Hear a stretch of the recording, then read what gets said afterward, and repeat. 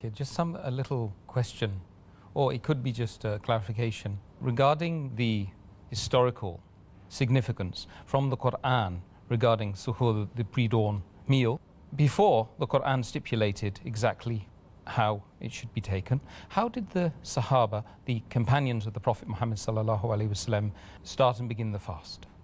Before the Quran gave the exact details of the timings of suhoor, etc., the Sahaba at the time of the Prophet, before the Quranic verse of Surah Baqarah chapter 2 verse number 87 was revealed, they used to follow what was practiced earlier by the Ahl Kitab, by the people of the book. And that you get from various records, even from the Hadith, etc.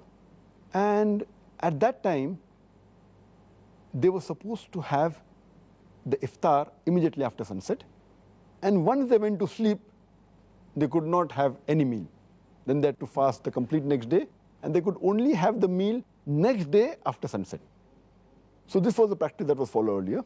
And there's a hadith which is mentioned in Sahih Bukhari, Book of Fasting, hadith number 1915, where it mentions about a Sahaba by the name of Qais ibn Sirmar al-Ansari. And he comes one day to the house at the time of iftar, after doing a lot of hard work, and he tells his wife that I'm hungry, please can I have some food for iftar? So the wife says, there's no food in the house, I will go and get from outside. So when she goes out to get food, because this Sahaba, Qais, may Allah be pleased with him, he was very tired. So before the wife comes back, he goes to sleep. Sleep overtakes him. So by the time the wife comes back and she sees the husband sleeping, she says, oh, what a disappointment. Now we can't have the meal.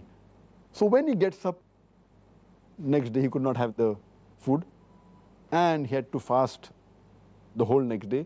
And by the time evening comes, he faints. So they took the matter to the Prophet and told him what had happened.